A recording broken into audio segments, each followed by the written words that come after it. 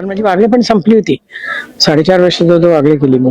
ते संपल्यानंतर तसं काम फक्त ते बालाजीचे थोडे एपिसोड केले मी.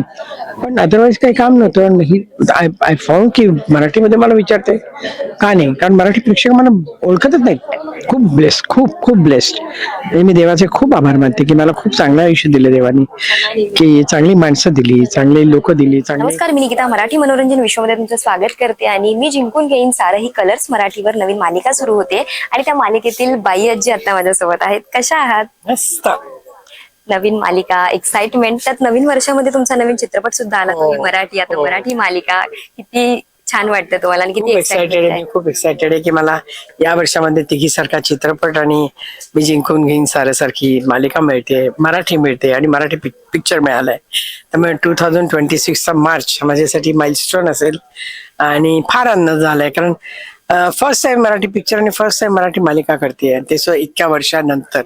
सो सुपर एक्सायटेड आहे मी. बरं, या नवीन कलाकारांसोबत किंवा ही आताची जी पिढी आहे, तरुण पिढी आहे, त्यांच्यासोबत काम करतानाचा तुमचा अनुभव काय सांगा? मला फार फार बरं वाटतंय, कारण ही पोरं खूप, एक तर काय होतं माहितीये का, माझ्यासारखे सिनियर आर्टिस्ट जे इतकी वर्ष काम केले, मी 57 वर्ष काम करते, इतकी वर्ष काम केल्यानंतर त्याचा अनुभव जो असतो तो त्यांना माहिती असतो. आणि आताची पिढी जरा थोडीशी मला खूप सेन्सिबल वाटते. मला मधली पिढी फार राग यायचा मला त्यांचा, कारण काय होतं, एक तर हे सगळं क्षेत्र नवीन आलं होतं आणि त्यांना अर्ध्या हळकुंडाने पिवळी होणारी माणसं असतात, तसं झालं होतं त्यांचं.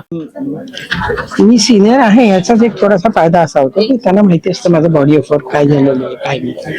त्यामुळे ना आताची स्पेशली मला असं वाटतं मराठीमध्ये हा फरक पडतो, कारण मराठी मुलं सुद्धा आता म्हणजे नाटकं बघणं किंवा लिटरेचर वाचणं, आता खूप कवितांच्या प्रोग्रामला जाणं हे आता खूप वाढलंय.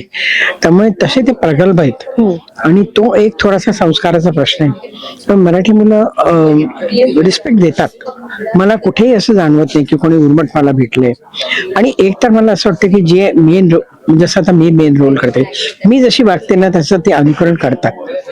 असं नाही होत की बाबा ते मी उर्मटपणे वागलं ना तर ते पण उर्मटपणे वागतील. मला तसं वागताच येत नाही, त्यामुळे मी खूप खेळीमेळीने असते त्यांच्यावर. मग ते खूप मोकळे होतात आणि जिथे द्यायचा रिस्पेक्ट तिथे देतात. जिथे मला चिडायचं वाटतं तिथे मी चिडते. त्याचं त्यांना माहिती असते की जेन्युइन चिडलेली आहे, आपण वगैरे मस्करी नाही करायची. सो मला काही तक्रार नाही येत त्याच्या मुलांबद्दल, स्पेशली मराठी इंडस्ट्रीमध्ये. बरं, जेव्हा तुमच्याकडे ही भूमिका आली तेव्हा तुमची क्विक रिॲक्शन काय होती? तुम्ही सडनली हो बोललायत की वेळ घेतलाय याच्यासाठी? नाही, वेळ नाही घेतला मी, कारण मला ही कॅरेक्टर्स इतकी आवडली आणि त्यातून एक मराठी सिरियलसाठी मला मेन रोल मध्ये विचारलं, हाच माझ्यासाठी मोठा प्रश्न होता. विचारत नव्हतं कोणी, त्यामुळे एकदमच आल्यामुळे मला नाही म्हणायचं नव्हतंच, कारण माझी वागले पण संपली होती. 4.5 वर्ष जो वागले केली मी. ते संपल्यानंतर तसं काम फक्त ते बालाजीचे थोडे एपिसोड केले मी. पण अदरवाईज काही काम नव्हतं. आय फाउंड की मराठीमध्ये मला विचारते का नाही, कारण मराठी प्रेक्षक मला ओळखतच नाहीत. अच्छा, म्हणजे मधल्या काळामध्ये तुम्हाला तशी विचारणाच झाली नव्हती सिरियल किंवा चित्रपटात? विचारलंच नाही कोणी, कारण मी हिंदीतच काम करत आहे पहिल्यापासून, म्हणून त्यांनी आलंच नाही जवळ माझ्या. असं आलं. बरं, प्रत्येक नवीन नवीन भूमिका करताना, नवीन कॅरेक्टर करताना एक कॅरेक्टर म्हणून, एक अभिनेत्री म्हणून तुम्हाला किती एक्साइटमेंट असते की बाबा हा हे नवीन पात्र आता मला साकारायचं? मला आता तर ठीक आहे, हे तर खूप छान कॅरेक्टर, पण तिघीमध्ये मला खूप त्रास झाला करताना. फार कॉम्प्लेक्स कॅरेक्टर होती, फार वेगळी कॅरेक्टर होती. त्यामुळे तिघीबद्दल मी फार साशंक नव्हते की मी एवढं पोटे करू शकेन, पण देवाच्या दयाने ते झालं चांगलं. एक असतं ना की आयुष्यात ना एक अशा प्रकारची भूमिका ना मला आयुष्यात एकदा तरी साकारायची. हा, मी नेहमी म्हणते की आता सगळेजण जेव्हा विचारतात तर मला असं वाटतं माझ्या आयुष्याचं सर्कल पूर्ण झालेलं आहे. अचानक मला काही चांगला रोल नाही आला तरी I don't mind it all, कारण नाटकात खूप रोल केले वेगवेगळे, पिक्चर मध्ये फार मेन रोल मिळाले नव्हते, हिंदीमध्ये सुद्धा. नाटकामध्ये खूप केले, म्हणजे मला माइलस्टोन नाटक अशी खूप नाटकं होती, पण मराठीमध्ये असा रोल मिळणं माझ्यासाठी आणि मला असं वाटतं झालं आता माझं काम करणं. आता मिळतील ती गोष्ट वेगळी, पण दॅट्स अ बोनस.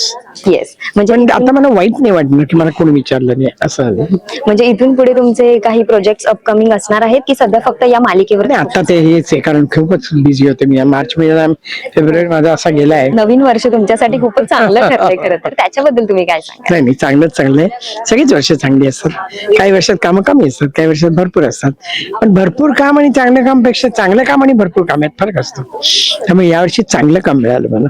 वा, एक स्ट्रगल असतो प्रत्येक कलाकाराच्या आयुष्यात, एकदा मागे वळून पाहिल्यानंतर किती छान आणि ब्लेस्ड वाटतं. खूप ब्लेस्ड, खूप खूप ब्लेस्ड. मी देवाचे खूप आभार मानते की मला खूप चांगलं आयुष्य दिलं देवानी, की चांगली माणसं दिली, चांगले लोक दिली, चांगले सासरची लोक चांगली दिली, आई वडिलांनी चांगले दिले. त्यामुळे माझं फुलत खूप गेलं कॅरेक्टर. मला कुठे कुठे अडथळे नाही आले, काही करायचे मला, आणि जे अडथळे आले ते मी स्वतः सॉल्व्ह केले. त्यामुळे मला ती ताकद मिळाली. त्यामुळे I am blessed, totally blessed. खूप छान वाटलं तुमच्याशी बोलून. एकदा जाता जाता प्रेक्षकांना काय सांगाल? काही नाही, प्रेक्षकांना हे सांगेन की सारखं दुःख कवटाळून बसू नका. आयुष्यात खूप चांगल्या चांगल्या घडत असतात गोष्टी. पॉझिटिव्ह कडे जास्त लक्ष द्या, निगेटिव्ह कडे जरा कमी लक्ष द्या. निगेटिव्ह गोष्टी होतातच, पण त्या मागे टाकायच्या आणि पुढे जायचं.